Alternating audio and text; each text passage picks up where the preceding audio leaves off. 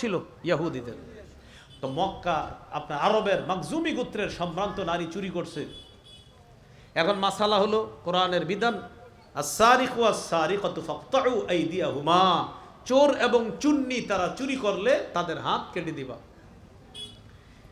সম্ভ্রান্ত বংশের নারী চুরি করছে, সবাই আলোচনায় বসলো একটু বিচারটা শিথিল করা যায় কিনা। কদ আহাম্মাতহুম, কোরাইশরা বিষয়টা নিয়ে ভাবতে লাগলো।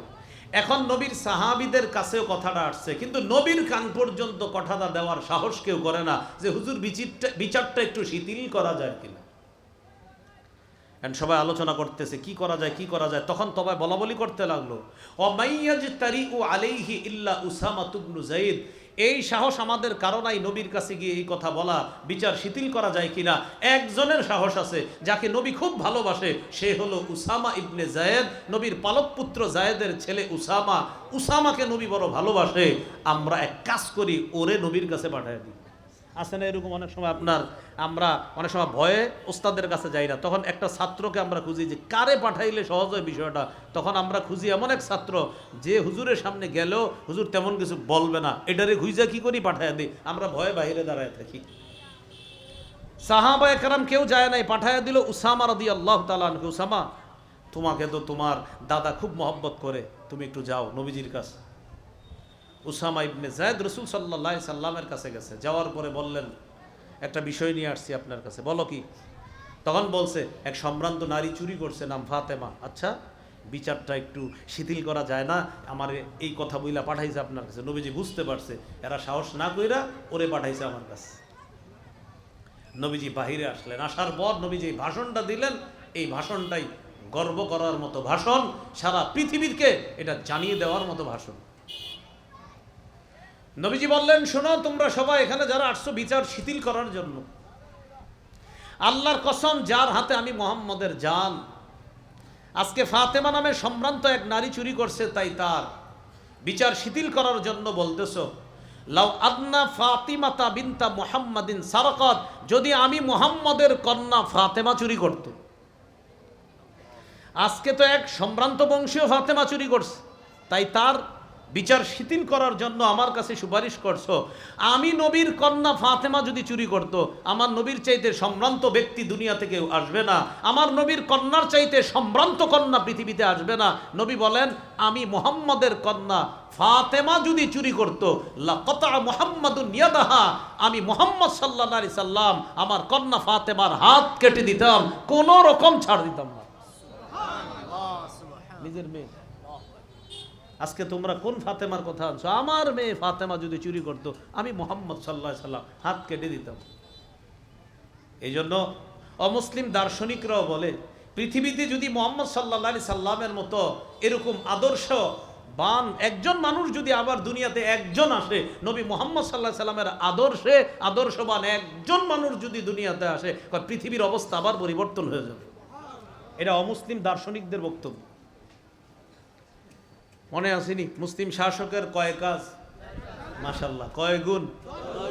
2 নাম্বার কি প্রতিষ্ঠিত করা? ইনসাফ। 1 নাম্বার আল্লাহমুখী হওয়া, 2 নাম্বার ইনসাফ প্রতিষ্ঠিত করা, 3 নাম্বার অন্যায়ের পথ পরিহার করে ন্যায়ের পথে চলা। কি বললাম? অন্যায়ের পথ পরিহার করে ন্যায়ের পথে চলা।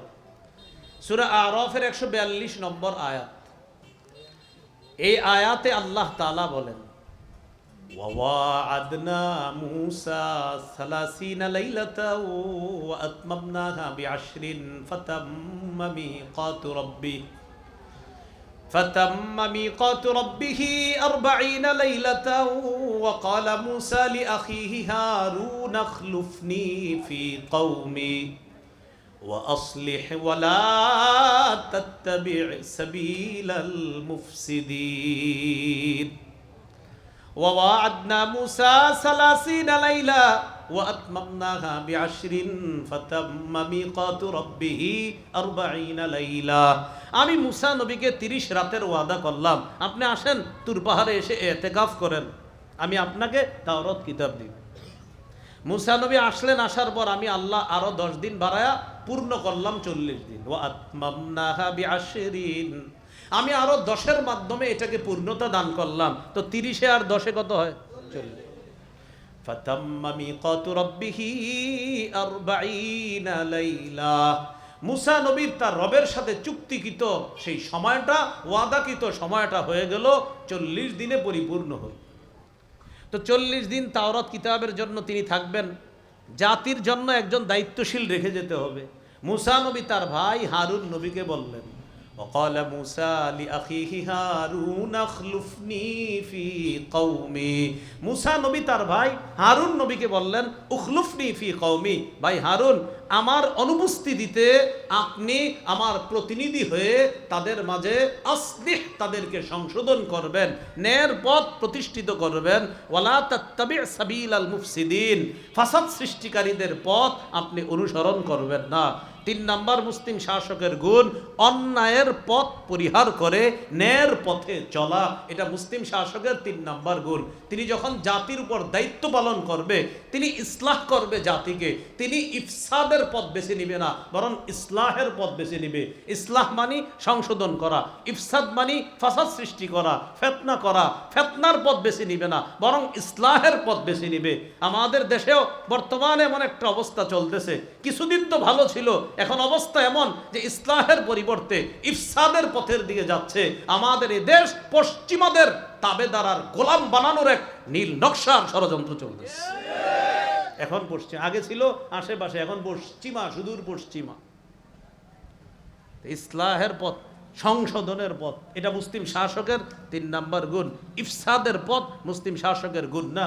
যে দেশে 90% বেশি মুসলমান, এ দেশে ইফসাদের পথ বেছে নেওয়া মানে মুসলমানদেরকে রক্তক্ষয়ী যুদ্ধের দিকে আহ্বান করা। ইফসাদের পথ বেছে নেওয়া অন্যায়।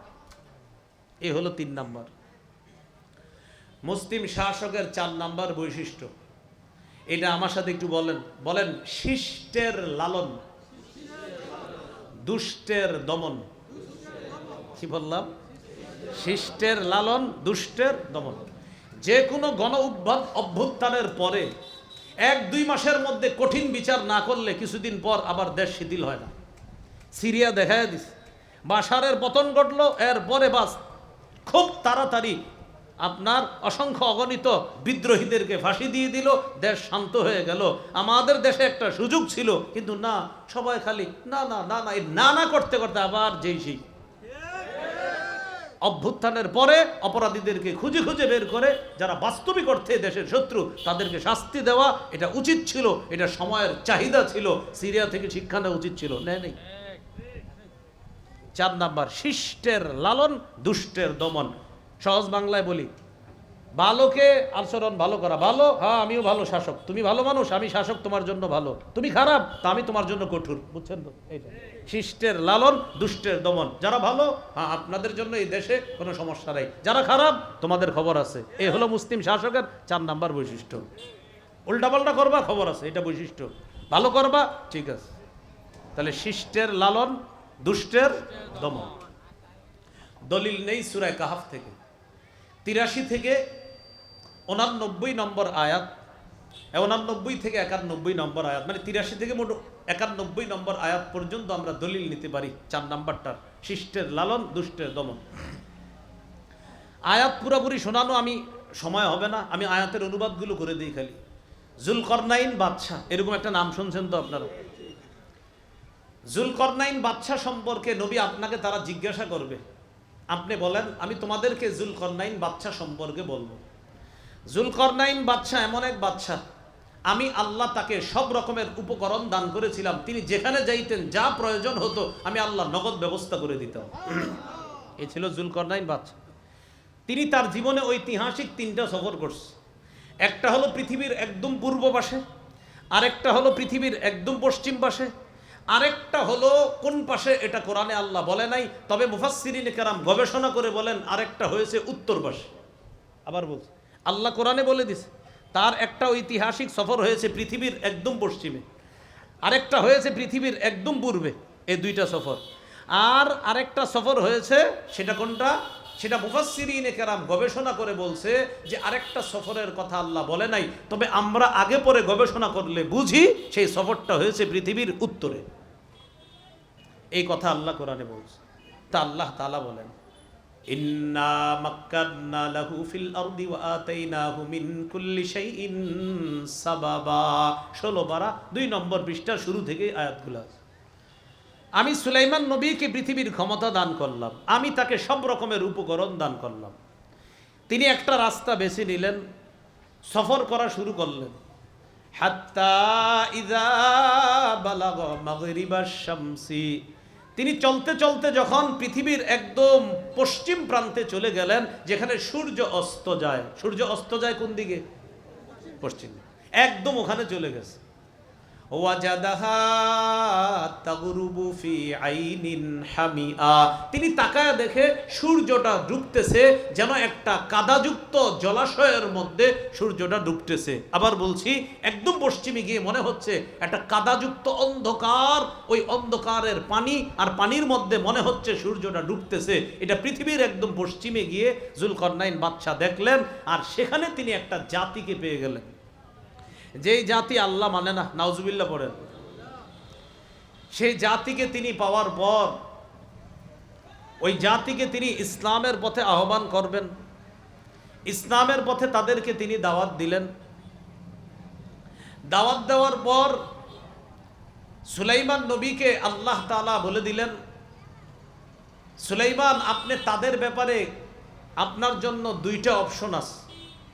আল্লাহ কোরআনে বলেন, কুলনা ইয়া যুলকারনাইন, আমি আল্লাহ বললাম, ও যুলকারনাইন বাদশা, ইম্মা আন তুআযযিবা ওয়া ইম্মা আন তাত্তাখিযা ফীহিম হুসনা, আপনি চাইলে এই জাতিকে আযাব দিতে পারেন, আবার চাইলে তাদের ব্যাপারে ভালো পথ গ্রহণ করতে পারেন। দেখেন তো, আযাব দেওয়া দুষ্টের দমন, ভালো পথ গ্রহণ করা শিষ্টের লালন। আপনি চাইলে তাদেরকে শাস্তি দিতে পারেন, ওয়া ইম্মা আন তাত্তাখিযা ফীহিম হুসনা, আপনি তাদের ব্যাপারে ভালো কোনো কিছু গ্রহণ করতে পারেন। যুলকারনাইন বাদশা আল্লাহকে বললেন, আল্লাহ, আমি তাদের ব্যাপারে 2টাই গ্রহণ করব।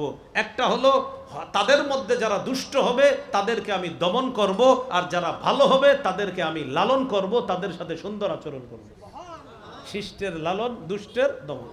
তো যুলকারনাইন বাদশা কি বলে দেখেন। যুলকারনাইন বাদশা বললেন, আম্মা মান যালামা ফাসাউফা নুআযযিবু, যে ব্যক্তি জুলুম করবে, আমি দাওয়াত দেওয়ার পর যে দাওয়াত গ্রহণ না করে উল্টা আল্লাহর বিরোধিতা করবে আর দেশে ফাসাদ সৃষ্টি করবে, ফাসাউফা নুআযযিবু, আমি তাকে কঠিন শাস্তি দিব। ওয়া আম্মা মান আমানা ওয়া আমিলা সালিহা, আর যেই ব্যক্তি আমার দাওয়াত গ্রহণ করার পর দাওয়াত গ্রহণ করবে, দাওয়াত গ্রহণ করার পর নেক কাজ করবে, ফালাহু জাযাআনিল হুসনা, তার জন্য উত্তম প্রতিদান। দুনিয়াতে আমি যুলকারনাইন বাদশাও তার সাথে সুন্দর আচরণ করব, আল্লাহও তাকে আখিরাতে ভরপুর প্রতিদান দান করবে। মুসলিম শাসকের 4 নাম্বার বৈশিষ্ট্য হওয়া উচিত এটাই, জালেম দমন করতে হবে, জালেম দমন করতে হবে, ভালো মানুষ লালন করতে হবে। জালেম দমন করা, ভালো মানুষ লালন করা, এটা মুসলিম শাসকের 4 নাম্বার। তা আমরা দলিলটা নিলাম সূরা কাহাফ থেকে। তো যাই হোক, আমরা যুলকারনাইন বাদশার একটা সফর জানলাম, আর একটা সফর হয়েছে কোথায়? একদম পূর্বে। এটাও আল্লাহ কোরআনে বলছে, সুম্মা আতবা সাবাবা হাত্তা ইযা বালাগা মাতলিআ আশ-শামসি ওয়াজাদাহা তাতলুউ আলা কওমিন লাম নাজআল লাহুম মিন দুনিহা সিত্রা। তার আরেকটা সফর হয়েছে পৃথিবীর পূর্বে। সেখানে যাওয়ার পর কি হয়েছে এটা আল্লাহ কোরআনে বলে নাই, তবে কোরআনের মুফাসসিরিনে কেরাম যারা, তারা বলেছেন সেখানেও সেম ঘটনা ঘটেছে। ওই জাতীয় তারা আল্লাহ বিশ্বাস করতো না, তাদের ব্যাপারেও যুলকারনাইন বাদশাকে আল্লাহ বললেন, হয়তো তাদেরকে শাস্তি দেন, না হয় তাদের ব্যাপারে ভালো কিছু গ্রহণ করেন। যুলকারনাইন বাদশা বললেন, আল্লাহ, আমি আমার আগের নীতি গ্রহণ করব, যারা আমার কথা শোনার পরেও জুলুম করবে ওদেরকে শাস্তি দিব, আর যারা সঠিক পথে চলবে ওদেরকে আমি লালন করব, তাদের জন্য পুরস্কারের ব্যবস্থা করব। জুলুম এটা দমন করা জরুরি বিষয়। বলেন কি বিষয়? এগুলো যে কোনো অভ্যুত্থান হওয়ার পরে জালেম খুঁজে খুঁজে বের করে দমন করা এটা উচিত ছিল, এটা সময়ের চাহিদা।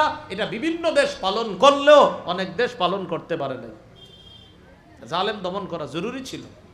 আল্লাহ আমাদেরকে বুঝার তৌফিক দান করে। এগুলো 4 নাম্বার। মুসলিম শাসকের 5 নাম্বার বৈশিষ্ট্য, এটা আমার সাথে একটু বলেন। বলেন, মুসলিম শাসক জনগণের জন্য অকাতরে বিলিয়ে দিবে। এখন পুরা উল্টা। আপনারা যদি আমাকে আগামীতে মনোনীত করেন তাহলে আপনাদের এই যে সমস্যাগুলা 1 মাসের মধ্যে সমাধান করে দেওয়ার চেষ্টা করব। আমি ওয়াদা দিচ্ছি আপনাদের এই সমস্যার সমাধান আমি করেই দিব।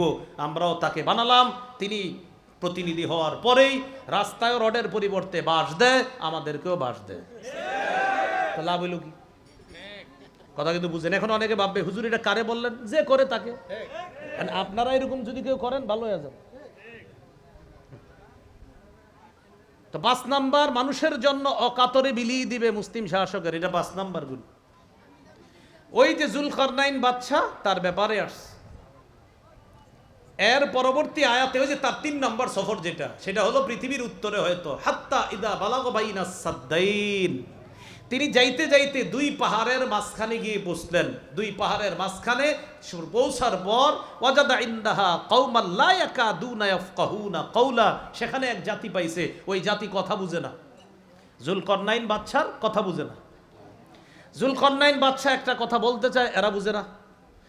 জুলকারনাইন বাদশা এরপরে কি করলেন? একটা দুভাষী উনি খুব তাড়াতাড়ি তৈরি করলেন। ওই দুভাষীর মাধ্যমে তাদের সাথে কথা বললেন। এটা এক বর্ণনা। আরেক বর্ণনা, আল্লাহ জুলকারনাইন বাদশাকে ইশারায় কথা বলার যোগ্যতা দিয়ে দিছে। ওই জাতির সাথে তিনি ইশারায় কথা বলা শুরু করলেন। ওই জাতি জুলকারনাইন বাদশাকে বললেন, আমরা একটা বিপদে আছি। কয় কি বিপদ? ইন্না ইয়াজুজ ওয়া মাজুজ মুফসিদুনা ফিল আরদ। পাহাড়ের ওই পাশে একটা জাতি আছে, 2টা জাতি, একটার নাম ইয়াজুজ আর একটার নাম মাজুজ। তারা পৃথিবীতে ফাসাদ সৃষ্টি করে। তো আপনি যদি একটু আমাদেরকে উপকার করতেন, সেটা হলো এই 2 পাহাড়ের মাঝখানে যে ফাঁকা জায়গাটা, এটা বন্ধ করার ব্যবস্থা যদি করতেন। বিশাল বড় ফাঁকা, আমরা তো পারি না বন্ধ করতে।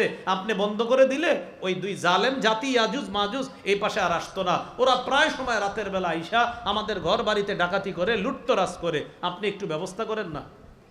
সাথে সাথে তারা অফার করলো, ফাহাল নাজআলু লাকা আলা ফাহাল নাজআলু লাকা খরজান আলা আন তাজআলা বাইনানা ওয়া বাইনাহুম সাদ্দা। আপনি চাইলে এই 2 পাহাড়ের মাঝখানে যদি দেয়াল করে দেন, আমরা আপনারে লাগলে টাকা পয়সা দিব। দেখেন কি বলে, জাতি বলতেছে আমরা আপনাকে ট্যাক্স দিব, কর দিব, যা যা চান সব দিব, কিন্তু আপনি একটু দেয়ালের ব্যবস্থা করেন। জুলকারনাইন বাদশা বললেন, টাকা পয়সা লাগবে না, আমার একটু সহযোগিতা করলেই হবে। তোমরা আইনুনি বিকুয়া, একটু শক্তি খরচ করতে পারবানি? কয় পারবো। কয় আর কিচ্ছু লাগবে না, যা যা প্রয়োজন, এখানে সীসার প্রয়োজন হবে, গলিত সীসা, আর হলো কিছু আপনার এরকম মেডিসিন দরকার হবে, যেগুলা ক্রয় করার জন্য অর্থের প্রয়োজন, এগুলা তোমাদের লাগবে না, সব অর্থ আমি ব্যয় করব। মনে আসেনি 5 নম্বর বৈশিষ্ট্য, জনগণের জন্য অকাতরে বিলিয়ে দেওয়া। অনেক এলাকায় দেখবেন হঠাৎ পাশ হয় যে রাস্তা হবে, তো রাস্তা হবে পাশ হওয়ার পরেও প্রত্যেক ঘরবাসীরকে বলে 5,000 করে দিতে হবে। কেন? পাশ তো হয়েছে, এটা সরকার করে দিবে, আবার 5 করে কেন দিতে হবে? হ্যাঁ, আপনারা এলাকাবাসী মিলে 2 লাখ টাকা দিলেই কাজটা আগামী মাসে শুরু হবে। কেন আগামী মাসে শুরু হবে? আপনি তো করে দিচ্ছেন, এটা তো আপনার টাকা না। তো এরপরেও চায় বিদ্যুতের লাইনটা আগামী 7 দিনের মধ্যে পৌঁছে যাবে। তো বিদ্যুৎ দিচ্ছে সরকারিভাবে, লাইন এরপরে ঠিক আছে বিল পরিশোধ করা, তো লাইন পুষতে গেলে কয় প্রতিজনে 7,000 টাকা করে দিতে হবে, মানে ফাও 8,000 এরকম। খাম্বাবতী এত হাজার বলে কিনা, আপনাদের এদিকে নাও বলতে পারে, পৃথিবীতে বলে। জুলকারনাইন বাদশা বললেন, কিচ্ছু লাগবে না, সব অর্থ আমি খরচ করব, তোমরা খালি একটু এনে এনে দিবা। আজআল বাইনাকুম ওয়া বাইনাহুম রাদমা, তোমাদের মাঝে আর তাদের মাঝে একটা দেয়াল করে দিব। আতুনি জুবারুল হাদিদ, তোমরা লোহার পাত আনো, লোহার পাত, ওই ওখানে যাও, ওখান থেকে লোহার পাত আনো। জুলকারনাইন বাদশা আল্লাহর পক্ষ থেকে সব ক্ষমতা নিয়ে নিয়েছেন যে আল্লাহ কিভাবে কোন উপকরণের মাধ্যমে আমি করতে পারবো। আল্লাহ তাআলা জুলকারনাইন বাদশাকে উপকরণ ব্যবস্থা সব করে দিলেন। তারা লোহার পাত আনলো, আনার পর 2 পাহাড়ের মাঝখানে পাতগুলা রাখতে রাখতে হাত্তা ইদা সাওয়া বাইনা সদাফাইন, মনে করেন এই 2 পাহাড়, 2 পাহাড়ের মাঝখানে ফাঁকা জায়গা, পাত রাখতে রাখতে বাইনা সদাফাইন, একদম উপরের যে পাহাড়ের অংশ এই বরাবর পাতগুলা হয়ে গেছে, এর মানে দেয়াল হয়ে গেছে। তবে মাঝে মাঝে হালকা একটু ফাঁকা আছে, এগুলা ইয়াজুজ মাজুজ ধাক্কা দিলে পড়ে যাওয়ার সম্ভাবনা আছে। তখন জুলকারনাইন বাদশা বললেন, এক কাজ করো। সেটা কি? তোমরা এক কাজ করো, আতুনি জুবারুল হাদিদ হাত্তা ইদা সাওয়া বাইনা সদাফাইনি কালান ফুখু, আগুন জ্বালাও। ওই যে কামাররা কি করে না আপনার, এরকম আগুন জ্বালাও, জ্বালানোর পর উনফুখু, ফু দাও, প্রচুর পরিমাণ বাতাসের ব্যবস্থা করো। উনফুখু হাত্তা ইদা জাআলাহু নারা।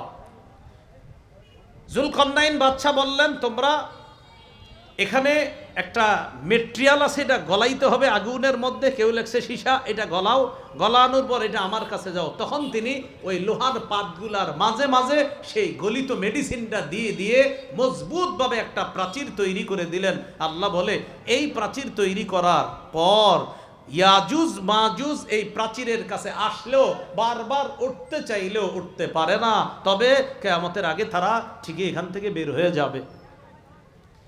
যুলকারনাইন বাদশা বললেন, মজবুত একটা প্রাচীর তোমাদের জন্য তৈরি করে দিলাম, এটার জন্য তোমাদের কাছ থেকে কোনো অর্থের প্রয়োজন নাই, আমি সমস্ত অর্থ বহন করব।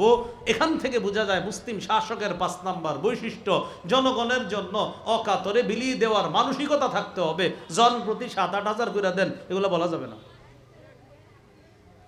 6 নাম্বার বৈশিষ্ট্য, মুসলিম শাসক জনগণের জন্য কিছু করতে পারলে এটা বলবে। বলেন আমার সাথে, বলেন, এটা বলবে, এটা আমার রবের। আলহামদুলিল্লাহি কাফা ওয়া সালামুন আলা ইবাদিহিল্লাযীনা ইসতাফা, আম্মা বা'দু ফাআউযু বিল্লাহি মিনাশ শাইতানির রাজীম। بسم الله الرحمن الرحيم. الذين إن مكناهم في الأرض أقاموا الصلاة وآتوا الزكاة وأمروا بالمعروف ونهوا عن المنكر. وقال تعالى: يا داود إنا جعلناك خليفة في الأرض فاحكم بين الناس بالحق. وقال رسول الله صلى الله عليه وسلم: والله. وفي رواية: والذي نفسي بيده لو أن فاطمة بنت محمد صلى الله عليه وسلم سرقت لقطع محمد يدها، أو كما قال عليه الصلاة والسلام. اللهم صل على محمد وعلى آل محمد كما صليت على إبراهيم وعلى آل إبراهيم إنك حميد مجيد. اللهم بارك على محمد وعلى آل محمد كما باركت على إبراهيم وعلى آل إبراهيم إنك حميد مجيد. اللهم إني أعوذ بك من شر لساني ومن شر سمعي ومن شر بصري ومن شر مني. 2024 ইংরেজি জুলাই আগস্টের গণহত্যার সকল শহীদদের রুহের মাগফিরাত কামনায় ইসলামী যুব আন্দোলন বাংলাদেশ বর্মী ইউনিয়ন শাখার উদ্যোগে ইসলাহি মাহফিলের প্রধান অতিথি হাফেজ মাওলানা আলমগীর হোসেন, সভাপতি ইসলামী আন্দোলন বাংলাদেশ শ্রীপুর উপজেলা শাখা, প্রধান মেহমান জনাব মোহাম্মদ শফিকুল ইসলাম বুলবুল, অর্থ সম্পাদক, ইসলামী আন্দোলন বাংলাদেশ বর্মী ইউনিয়ন শাখা। উদ্বোধক হাফেজ মাওলানা কারি শাহিন খান, সভাপতি, ইসলামী যুব আন্দোলন বাংলাদেশ শ্রীপুর উপজেলা শাখা। বিশেষ অতিথিবৃন্দ, বিশেষ মেহমানবৃন্দ, মাহফিলের সভাপতি হাফেজ মাওলানা মুফতি মাহদি হাসান, সভাপতি, ইসলামী আন্দোলন বাংলাদেশ বর্মী ইউনিয়ন শাখা। মাহফিল পরিচালনায় হাফেজ মাওলানা শরীফুল ইসলাম, সাংগঠনিক সম্পাদক, ইসলামী আন্দোলন বাংলাদেশ বর্মী ইউনিয়ন শাখা। উপস্থিত হজরত উলামায়ে কেরাম, মুসলমান ভাইয়েরা, আল্লাহ তাআলা দরবারে শুকরিয়া আদায় করছি, আল্লাহ আমাদেরকে এই মাহফিলে উপস্থিত হওয়ার তৌফিক দান করেছেন বলি আলহামদুলিল্লাহ। এখানে আমার নামের নিচে আলোচ্য বিষয় লেখা ইসলামী শাসন ব্যবস্থা। এই ব্যাপারে আমরা কোরআন সুন্নাহ থেকে কিছু কথা শুনব, জানব, সে অনুযায়ী আমল করার চেষ্টা করব, আল্লাহ তৌফিক দান করেন। ইসলামী রাষ্ট্রের যিনি ইসলামী শাসন ব্যবস্থা চালু করবে তিনি হয় মুসলিম শাসক। তো ইসলামী শাসন ব্যবস্থার জন্য যাকে আমরা পছন্দ করব তার মধ্যে মৌলিক 4টি কাজের যোগ্যতা থাকতে হবে। কয়টি কাজ? 4টি। সূরা হজের 41 নম্বর আয়াতে আল্লাহ এই 4 যোগ্যতার আলোচনা করেছেন। আল্লাযীনা ইম্মাক্কান্নাহুম ফিল আরদি আকামুস সালাহ। আমি যাদেরকে পৃথিবীতে ক্ষমতা দান করি, যাদেরকে আমি রাষ্ট্রের ক্ষমতা দান করি, পৃথিবীতে যাদেরকে আমি শাসক বানাই, তাদের মৌলিক কাজ হবে 4টা। 1 নাম্বার আকামুস সালাহ, তিনি নামাজ কায়েম করবে। কি কায়েম করবে? নামাজ কায়েম করবে। এখন আপনি এমন কাউকে শাসক বানাইলেন যে নিজেই নামাজ পড়ে না, তাহলে 1 নাম্বার যে কাজটা তিনি করবে, তিনি নামাজ কায়েম করবে। নামাজ কায়েম কাকে বলে? নিজে নামাজ পড়া, পরিবারকে নামাজের কথা বলা, আমার প্রতিবেশী মুসলমান সবাই যেন নামাজি হয়ে যায় এই চেষ্টা করা, আমার এলাকার প্রতিটি মুসলমান যেন নামাজি হয় এই চেষ্টা করা। রাষ্ট্রনায়ক যিনি হবে মুসলিম রাষ্ট্রনায়ক, তিনি সারা রাষ্ট্রের সকল মুসলমান যেন নামাজি হয় এই চেষ্টা অব্যাহত রাখা। এটা মুসলিম শাসকের 4 কাজের প্রথম কাজ। যিনি নামাজ কায়েম করবে, নামাজ প্রতিষ্ঠিত করবে। 2 নাম্বার ওয়া আতাউজ যাকাহ, যিনি যাকাত আদায় করবে। সুদের বিপরীতে ইসলামী অর্থ ব্যবস্থার নাম হলো যাকাত। সুদের মাধ্যমে দরিদ্র মানুষের সংখ্যা বাড়ে, দারিদ্রতার হার বাড়ে।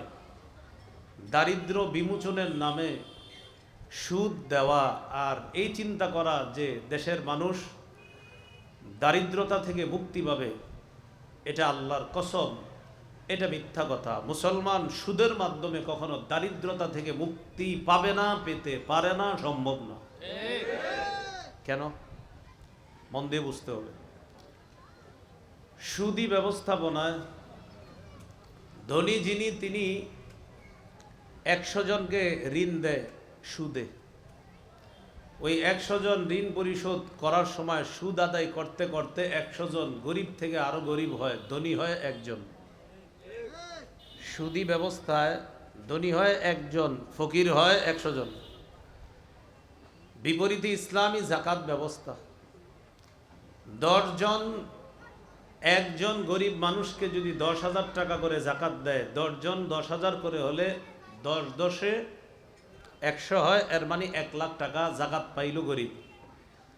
এই ব্যক্তি ছোট্ট একটা দোকান দিবে, বাদামের দোকান, পানের দোকান, এই 1 লাখ টাকা বিনিয়োগ করে সে তার ব্যবসা বাড়িয়ে এটাকে 4-5 লাখ বানাবে, আগামী বছর ইনশাল্লাহ সেও জাকাত দিবে। তাহলে জাকাত যিনি দেয় তিনি কি আবার ফেরত নেয়? সুদ যিনি দেয় তিনি ফেরত নেয়নি। তাহলে সুদ যে ব্যবস্থা, এই ব্যবস্থায় যাকে টাকা দেওয়া হয় মূল টাকা তো ফেরত নেই, উল্টা তার কাছ থেকে আরও টাকা নেওয়া হয়।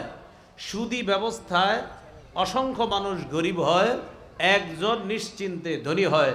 জাকাত ব্যবস্থাপনার মাধ্যমে 100 জন মানুষকে যদি এবছর টার্গেট করে জাকাত দেওয়া হয়, আগামী বছর এই 100 জন আবার জাকাত দিবে, পরের বছর আরও 100 জন জাকাত দিবে। জাকাতের মাধ্যমে গরিব ধনী হয়, সুদের মাধ্যমে গরিব আরো গরিব হয়। এটা কি বুঝে শুনে ঠিক কইছে না? যায়রা বুঝে শুনে। মুসলিম শাসক যিনি হবে ইসলামী রাষ্ট্র ব্যবস্থার, তার 2 নাম্বার কাজ, তিনি জাকাত আদায় করবে। মুসলিম শাসক রাষ্ট্রের সকল জাকাত দাতাদের কাছ থেকে জাকাত আদায় করে এটা পরিশোধ করে দিবে। আমাদের বাংলাদেশেরও যদি যারা জাকাত ফরজ, তারাও যদি শুধু জাকাত সঠিকভাবে আদায় করে, 1 বছর পর আমাদের দেশে একজন গরিবও পাওয়া যাবে না ইনশাআল্লাহ। যে 1 বছর খালি সঠিকভাবে জাকাত দাতারা জাকাত আদায় করে। কারো উপর 1 লাখ টাকা জাকাত, তিনি দিচ্ছে 30,000, বাকি রইল 70।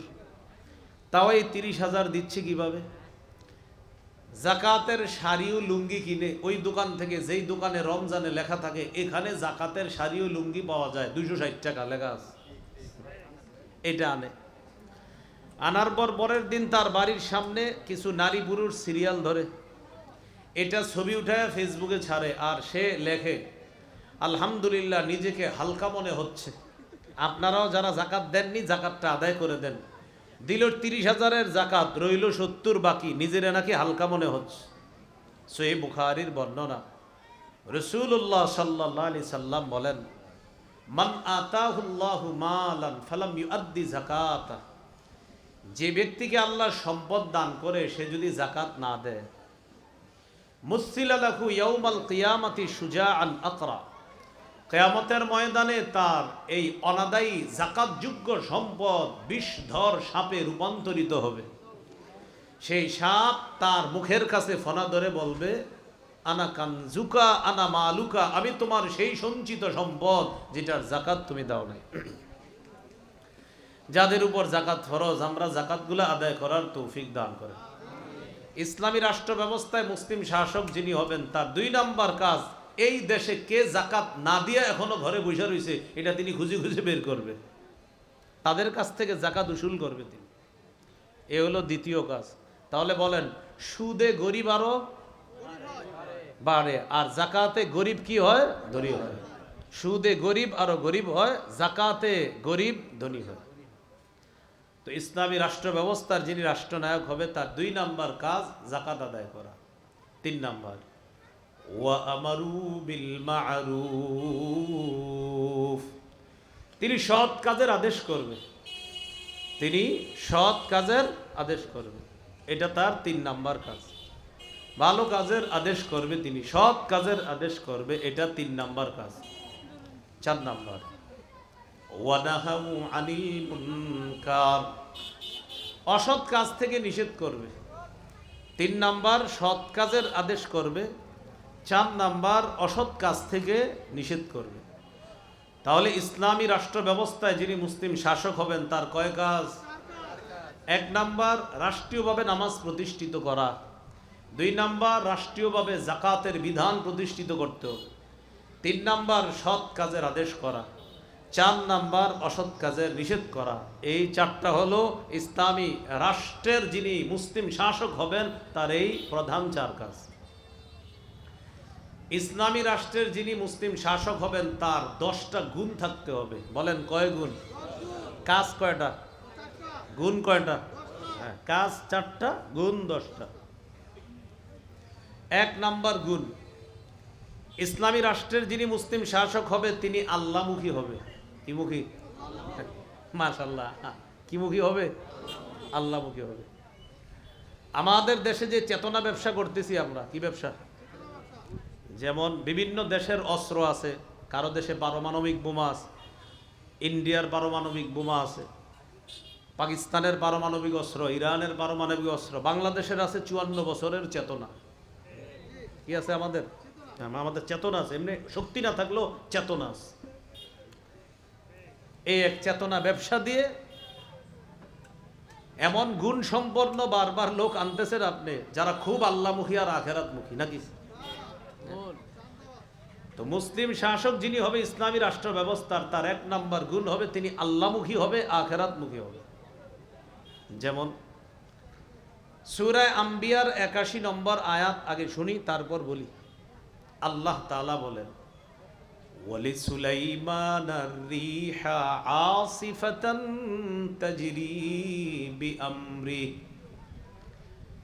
تَجْرِي بِأَمْرِهِ إِلَى الْأَرْضِ الَّتِي بَارَكْنَا فِيهَا। আমি সুলাইমানের জন্য ঝড়ো হাওয়াকে তার অনুগামী করে দিয়েছি, তার বশীভূত করে দিয়েছি। বাতাসকে নবী সুলাইমান যা বলতো বাতাস তা শুনতো। এরকম পাওয়ার কোন রাষ্ট্রনায়কের আছে? আছে কারো? তা আল্লাহ বলে সুলাইমান নবীরে আমি এত যোগ্যতা দিছি। তাজরি বিআমরিহি ইলাল আরদিল্লাতি বারাকনা ফিহা। সুলাইমান নবীর আদেশে বাতাস সুলাইমান নবীকে উড়িয়ে নিয়ে যেত ওই এলাকায়, যেই এলাকা পুরাটাকে আমি বরকতময় বানিয়েছি। এটা হলো ফিলিস্তিন। কোথায়? সিরিয়া। সুলাইমান নবী বাতাসকে বলতেন আমি অমুক জায়গায় যাব। বাতাস সুলাইমান নবীর আদেশে সাথে সাথে 1 মাসের দূরত্বে পৌঁছায় দিতেন। সকালবেলা আদেশ করতেন, উনি বিভিন্ন কাজ সেরে আবার বিকালে বলতেন আবার আমার জায়গায় নিয়ে যাও। আবার আদেশ করতেন, 1 মাসের দূরত্বে বাতাস আবার মুহূর্তের মধ্যে পৌঁছায় দিতেন। তাহলে ক্ষমতাটা কি আল্লাহ কম দিছে না অনেক বেশি দিছে? এবার সুলাইমান নবী এত ক্ষমতা পাওয়ার পরেও কেমন ছিলেন দেখেন। 19 পারা সূরাতুন নামল 15 থেকে 19 নম্বর আয়াতে আল্লাহ বলেন, ওয়ালাকাদ আতাইনা দাউদা ওয়া সুলাইমানা ইলমা। আমি দাউদ এবং সুলাইমান নবীকে ইলম দান করলাম। ওয়া ক্বাল আলহামদুলিল্লাহিল্লাযী ফাদ্দালানা আলা কাসীরিম মিন ইবাদিহিল মুমিনিন। বিদ্যা পাওয়ার পর বাবা আর সন্তান বলছে সমস্ত প্রশংসা আল্লাহর, যে আল্লাহ আমাকে আমার ছেলেকে, মানে দাউদ নবী আর সুলাইমান নবী, তারা দুইজন বলেন যে আল্লাহ আমাদেরকে তার বান্দাদের উপর মর্যাদা দান করেছেন। এই মর্যাদার কৃতিত্ব আমাদের না, সব কৃতিত্ব আল্লাহ। দাউদ নবী ফিলিস্তিনের 40 বছরের শাসক, সুলাইমান নবী ফিলিস্তিনের 40 বছরের শাসক। বাবা সন্তান 40 দুগুণে কত হয়? 80 বছরের শাসক। মনে রাখবেন, বনি ইসরাইল ফিলিস্তিন শাসন করছে 418 বছর। এর মধ্যে 80 বছর ছিল ইমানি শাসন, এর মধ্যে 40 বছর দাউদ নবীর শাসন আর 40 বছর সুলাইমান নবীর শাসন। এই 80 বছর ছিল ইমানি শাসন। এত ক্ষমতা পাওয়ার পরেও তারা বাপ ছেলে দুইজন বলে সমস্ত প্রশংসা আল্লাহর, যে আল্লাহ আমাদেরকে এত মর্যাদা দান করছে। মুসলিম রাষ্ট্র শাসক যিনি হবেন তার সব কিছু হবে আল্লাহমুখী, আখেরাতমুখী। না না আমার যোগ্যতা নাই, সব আল্লাহর প্রশংসা। এটা মুসলিম শাসকের 1 নম্বর গুণ হবে। এরপরে কি বলে আল্লাহ দেখেন, ওয়ারিসা সুলাইমানু দাউদ। সুলাইমান নবী তার বাবা দাউদের উত্তরাধিকার হলেন। দাউদ নবী 40 বছর শাসন করলেন, ফিলিস্তিনের প্রায় 73% অঞ্চল শাসন করলেন দাউদ নবী। এরপরে সুলাইমান নবী শাসক হলেন, গোটা ফিলিস্তিন শাসন করলেন সুলাইমান নবী। ফিলিস্তিন সহ সারা পৃথিবীর শাসন করছে সুলাইমান আলাইহিস সালাতু ওয়াস সালাম। এর মধ্যে গোটা ফিলিস্তিনটা তার অঞ্চলে কবজায় নিয়ে নিয়েছিলেন সুলাইমান নবী। দাউদ নবী প্রায় 73%, সুলাইমান নবী তো পুরা দুনিয়ার শাসক বানাই দিয়েছে আল্লাহ। এর মধ্যে ফিলিস্তিন ছিল মূল। তো সুলাইমান নবী দাউদ নবীর উত্তরাধিকার হলেন। ওয়ারিসা সুলাইমানু দাউদা। সুলাইমান নবী দাউদ নবীর উত্তরাধিকার হলেন। وقال يا أيها الناس علمنا منطق الطير। সুলাইমান নবী বললেন, হে মানুষ, আমাকে পাখির ভাষা শিক্ষা দেওয়া হয়েছে। কিসের ভাষা? আপনাদের এখানে অনেকেই পাখির ভাষা পারেন। তাহলে সুলাইমান নবীর রাজত্বটা কেমন দেখেন, তিনি মানুষের উপরও রাজত্ব করে, আবার পশু পাখির উপরও রাজত্ব করে। শুধু রাজত্ব এমনি করে না, পশু পাখির ভাষা বুঝা রাজত্ব করে। এরপরে কি বলে দেখেন, ওয়াউতিনা মিন কুল্লি শাই। সুলাইমান নবী বলেন, আমাকে আমার বাবাকে, বিশেষ করে আমাকে সব ধরনের নেয়ামত আল্লাহর পক্ষ থেকে দেওয়া হয়েছে। বলেন তো, মানুষের উপর শাসন ক্ষমতা, পাখির উপর শাসন ক্ষমতা, পাখির ভাষা বুঝা, এই যোগ্যতা সুলাইমান নবীকে কে দিছে? এখন সুলাইমান নবী দেখেন সব কৃতিত্ব কারে দেয়। ইন্না হাদা লাহুয়াল ফাদলুল মুবিন। এগুলা সব আমার রবের পক্ষ থেকে স্পষ্ট অনুগ্রহ, দয়া। রব দয়া করেছেন বলে আমাকে এগুলো আল্লাহ দান করছে। মুসলিম শাসকের এক নম্বর গুণ মনে আসেনি? আল্লাহমুখী হওয়া, পরকালমুখী হওয়া। মুসলিম শাসক সব ক্ষেত্রে বলবে আমার রব করছে। মুসলিম শাসক কখনো বলবে না people are source of all power, জনগণ সকল ক্ষমতার উৎস। এটা মুসলিম শাসক বলবে না, এটা শিরকি কথা। সকল ক্ষমতার উৎস আল্লাহ। অনেকের গেঞ্জির পিছনেও দেখি আমি লেখা থাকে people are source of all power, জনগণ সকল ক্ষমতার উৎস। নাউজুবিল্লাহ। এ বুঝেও না কি গেঞ্জি গায়ে দিছে।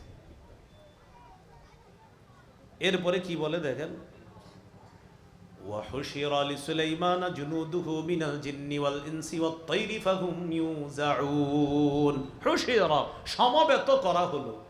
সুলাইমান নবীর জন্য সমবেত করা হতো জিন, ইনসান, পাখিকে, জিন জাতিকে, মানুষ জাতিকে, পশু পাখিকে সমবেত করা হতো।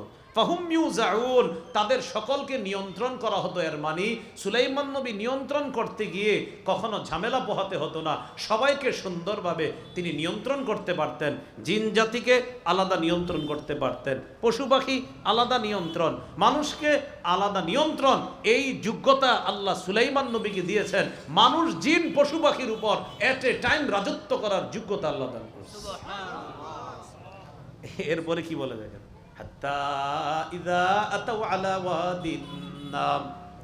একদিন সুলাইমান নবী পিঁপড়ার এলাকায় গেছে।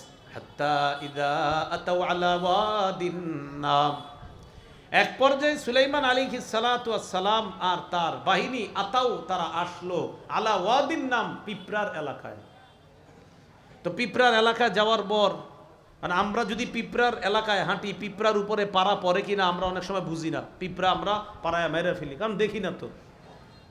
ক্বালাত নামলাতু ইয়া আইয়ুহান নামলু দুখলু মাসাকিনাকুম।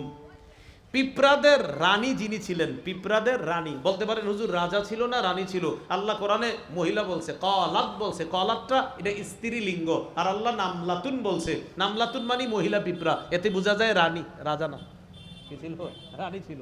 ক্বালাত নামলাতুন বলছে, এর মানে রানী। ক্বালাত নামলাতু ইয়া আইয়ুহান নামলু দুখলু মাসাকিনাকুম। পিঁপড়ার রানী বললেন, ও পিঁপড়ার দল, তাড়াতাড়ি গর্তে ঢুকো। উদখুলু, প্রবেশ করো। মাসাকিনাকুম, তোমাদের গৃহে প্রবেশ করো। লা ইয়াহতিমান্নাকুম সুলাইমান ওয়া জুনুদুহু ওয়া হুম লা ইয়াশউরুন। সুলাইমান নবী আর তার বাহিনী না জেনে যেন তোমাদেরকে পিষে না ফেলে। তারা এই এলাকায় আসছে, হতে পারে তারা না জেনে তোমাদের ব্যাপারে, না জেনে না বুঝে তোমাদেরকে অজান্তে পিষে ফেলতে পারে। তাই পিষে ফেলার আগে তাড়াতাড়ি গর্তে প্রবেশ করো। পিঁপড়ার রানীদের কথাটা সুলাইমান নবী শুনে ফেললেন, বুঝে ফেললেন। বলেন তো, পিঁপড়ার কথাটা এই যে বুঝার যোগ্যতা সুলাইমান নবীকে কে দিছে? এবার কি বলে দেখ, ফাতাবাসসামা দাহিকাম মিন কাউলিহা। পিঁপড়ার রানীর কথায় সুলাইমান নবী একটা মুস্কি হাসি দিলেন, একটা মুস্কি হাসি দিলেন যে পিঁপড়া কি সুন্দরভাবে তার দলকে গর্তে নিয়ে গেছে। এরপরে সুলাইমান নবী যে কথাটা বলতেছে, এটা মুসলিম শাসকের জন্য শিক্ষা। وقال رب أوزعني أن أشكر نعمتك التي أنعمت علي وعلى والدي। সুলাইমান নবী বললেন, হে আমার রব, আউজিনি, আমাকে তৌফিক দান করেন। আন আশকুরা নি'মাতাকাল্লাতী আন'আমতা আলাইয়া, আল্লাহ আপনি আমাকে যে নিয়ামত দান করেছেন এই নিয়ামতের শুকরিয়া যেন আমি আদায় করতে পারি, আপনি তৌফিক দান করেন। আল্লাহ আপনি আমাকে কত বড় নিয়ামত দিয়েছেন যে আজকে আমি পিঁপড়ার ভাষা বুঝেছি, আমি মুস্কি হাসছি। পিঁপড়ার ভাষা বুঝার যোগ্যতাটা আপনি যেহেতু দিয়েছেন, আল্লাহ আমাকে তৌফিক দিয়েন আমি যেন বেশি বেশি আপনার শুকরিয়া আদায় করতে পারি। বলেন তো মুসলিম শাসকের প্রথম গুণ কি? কি মুখী হওয়া। হ্যাঁ, মুসলিম শাসক বারবার বলবে আল্লাহ আমারে এত বড় রাজত্ব দিছেন, মাবুদ আমি পারবো তো, আমি পালন করতে পারবো তো? আল্লাহ যোগ্যতা দিয়ে দিয়েন, আল্লাহ তৌফিক দিয়েন আমি যেন করতে পারি। বারবার বলতে হবে এগুলা। ওয়ালা ওয়ালিদাইয়া, আর আমার আব্বা দাউদ নবীকে যে নিয়ামত দিছেন আল্লাহ শুকরিয়া আদায় করার তৌফিক দান করেন। ওয়া আন আ'মালা সালিহান তারদা, আল্লাহ আমি যেন নেক আমল করতে পারি, এমন নেক আমল যে নেক আমল আপনি পছন্দ করেন, যে নেক আমল আপনি খুশি হন, যে নেক আমল করলে এমন নেক আমল যেন আমি করতে পারি। আল্লাহ আপনি আমাকে তৌফিক দিয়েন আমি যেন এমন নেক আমল করতে পারি। وأدخلني برحمتك في عبادك الصالحين, আল্লাহ আপনি আপনার রহমতের মাধ্যমে আমাকে আপনার নেক বান্দাদের অন্তর্ভুক্ত করে নিয়েন, নেককার বান্দাদের দলে আমি সুলাইমানকেও আপনি প্রবেশ করায়া দিয়েন। একজন নবী আল্লাহর কাছে কত ছোট হয়ে কথা বলতেছে। নবী আবার রাজা, আবার শুধু মানুষের রাজা না, নবী মানুষের রাজা, জিনের রাজা, পশু পাখির রাজা। সেই নবী বলতেছে আল্লাহ আমাকে এত যোগ্যতা দিয়েছেন আমি যেন শুকরিয়া আদায় করতে পারি, তৌফিক দিয়েন আমি যেন ভালো কাজ করতে পারি, যেই কাজে আপনি খুশি হন। আল্লাহ মায়া করে আপনার নেক বান্দাদের অন্তর্ভুক্ত করে দিয়েন, তাদের দলে আমাকেও শামিল করে নিয়েন। তাহলে মুসলিম শাসকের এক নাম্বার গুণ কি? কি মুখী হওয়া, আল্লাহমুখী হওয়া। আর মুসলিম শাসক যখন আল্লাহমুখী হবে তখন তিনি অন্যায় কোনো আবদার পূরণ করবে না। তখন নারীরা না বুঝা আজাইরা কোনো আবদার করলে সে আবদার তিনি কানে নিবে না। নারীরা হঠাৎ বলবে যৌনকর্মীদেরকে শ্রম অধিকার আইনে শ্রমিকদের মর্যাদা দেওয়া, মুসলিম শাসকের সামনে নারীরা এই কথা বলার সাহসও করবে না। একজন মুসলিম আদর্শ শাসকের সামনে নারীরা এটা বলতেই পারবে না, ভয়ে কাঁপতে থাকবে, কি বলবে এই কথা। এখন আল্লাহ সুলাইমান নবী সম্পর্কে কি বলে দেখেন। সুলাইমান নবী তো বললেন আল্লাহ তৌফিক, দেখেন আল্লাহ কি বলে দেখেন, যে সুলাইমান নবী রাজত্ব বাদশাহী এগুলা পাওয়ার পরে আল্লাহ সুলাইমান নবীর প্রতি খুশি হয়ে গেছে। সূরা সদের 30 নম্বর আয়াতে আল্লাহ বলেন ওয়াওয়াহাবনা লিদাউদা সুলাইমান, আমি দাউদ নবীকে সুলাইমান নামে একটা সন্তান দান করেছি। এই সুলাইমান কেন জানো, কেমন জানো? নি'মাল আবদু, আল্লাহ বলে সুলাইমান কতই না উত্তম বান্দা। আল্লাহ বলতেছে সুলাইমান কতই না উত্তম বান্দা।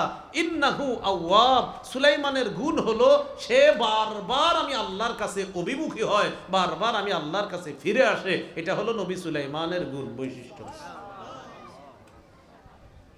মুসলিম শাসকের কয় কাজ? 4 কাজ। কয় কাজ? কয় গুণ? 10 গুণ। 1 নাম্বার মুসলিম শাসক আল্লাহমুখী হবে। 2 নাম্বার মুসলিম শাসক ইসলামী রাষ্ট্র ব্যবস্থায় তিনি ইনসাফ প্রতিষ্ঠিত করবে। বলেন কি প্রতিষ্ঠিত করবে? প্রতিষ্ঠিত করবে। সূরা সদের 26 নম্বর আয়াতে আল্লাহ বলেন ইয়া দাউদ ইন্না জাআলনাকা খলিফাতান ফিল আরদ, হে দাউদ ইন্না জাআলনাকা খলিফাতান ফিল আরদ, আমি আপনাকে পৃথিবীর শাসক বানাইলাম, আমি আপনাকে পৃথিবীতে প্রতিনিধি বানাইলাম, শাসক বানাইলাম। এখন আপনি কি করবেন? ফাহকুম বাইনান নাসি বিল হক, আপনি মানুষের মাঝে ইনসাফের সাথে ফয়সালা করবেন, ইনসাফ প্রতিষ্ঠিত করবেন। ওয়ালা তাত্তাবিউল হাওয়া, সাবধান, বিচার করতে গিয়ে নিজের মনের কথা শুনবেন না, কুপ্রবৃত্তির কথা শুনবেন না, যেটা সঠিক বিচার সেটাই করবেন। যদি আপনি নিজের কথা শোনেন, আল্লাহ বলে ফায়ুদিল্লাকা আন সাবিলিল্লাহ, আপনি যদি ইনসাফ প্রতিষ্ঠিত না করেন তাহলে আপনার এই কুপ্রবৃত্তি আপনাকে পথভ্রষ্ট করে ছাড়বে। আল্লাহ একজন নবীকে বলতেছে দাউদ আপনি নবী, আবার আপনি খলিফা, আমি আপনাকে দুনিয়ায় খলিফা বানিয়েছি। মানুষের মাঝে ইনসাফ প্রতিষ্ঠিত করবেন। যদি ইনসাফ প্রতিষ্ঠিত না করেন, এই ইনসাফ প্রতিষ্ঠিত না করার এই কাজটা আপনাকে পথভ্রষ্ট করে ছাড়বে। আল্লাহ একজন নবী, একজন শাসককে এই কথা বলতেছে। তাহলে মুসলিম শাসকের 2 নাম্বার কাজ কি করা? রাষ্ট্রে কি কায়েম করা? ইনসাফ কায়েম করা। ইনসাফ সম্পর্কে একটা হাদিস শোনেন, যে হাদিসটা লিখে রাখার মতো, মনে রাখার মতো, গর্ব করে সারা দুনিয়াকে বলার মতো। সুবহানাল্লাহ। গর্ব করে কাকে বলবো আমরা? পুরা দুনিয়াকে বলবো। সহিহ বুখারীর বর্ণনা 6788 নম্বর হাদিস। এই হাদিসের মধ্যে আসছে একটা গোত্র আছে, মাখজুমি গোত্র। মনে বলতে হবে আমার সাথে, কি গোত্র? বড় সম্ভ্রান্ত গোত্র। এই গোত্রের এক মহিলার নাম ফাতেমা। কি নাম? আমাদের নবীজি সাল্লাল্লাহু আলাইহি সাল্লামের কন্যার নাম কি? আর মাখজুমি গোত্রের ওই নারীর নাম কি? এই সম্ভ্রান্ত গোত্রের ফাতেমা নামে এক নারী চুরি করছে। সম্ভ্রান্ত গোত্রের ফাতেমা চুরি করছে। চুরি করার পর এখন বিধান হলো তার হাত কাটা হবে, বিধান। এখন যেহেতু সম্ভ্রান্ত বংশের নারী, এজন্য সবাই বিষয়টা নিয়ে একটু ভাবতে লাগলো যে সম্ভ্রান্ত বংশের, তার হাত কাটা হবে, এটা কেমন না? তাহলে কি করা যায়? একটু দেখি বিষয়টা শিথিল করা যায় কিনা। যে কাজটা ইহুদিরা করত, তাওরাত কিতাবের অনুযায়ী তারা ফয়সালা করত। 3 নম্বর পারা 19 নম্বর পৃষ্ঠার শুরুতে আছে, ওয়াইন্না মিনহুম লাফারিকাই ইয়ালভুনা আলসিনাতাহুম বিল কিতাব লিতাহসাবুহু মিনাল কিতাব। ইহুদিদের মধ্যে পাদ্রী আছে একদল, তারা কি করে? তাওরাত কিতাব পড়ার সময় জিহ্বাটা এমনভাবে নাড়ায়, সামনে যারা থাকে তারা ভাবে এটা মনে হয় তাওরাতেরই কথা। আল্লাহ বলে ওমা হুয়া মিনাল কিতাব, অথচ এটা তাওরাতের কথা না, ওরা বানায়া বলে। কি করতো? ধনী মানুষ আসলে কিছু তোহফা পাইতো, হাদিয়া, তখন আপনার বিচার করতো একরকম। আর গরিবরা আসলে তাওরাতে যা আছে ওই অনুযায়ী বিচার করতো। আর ধনীরা আসলে তখন তাওরাতের সঠিক বিধান পাল্টায়া দিয়া বিচার শিথিল করে দিত। কথাটা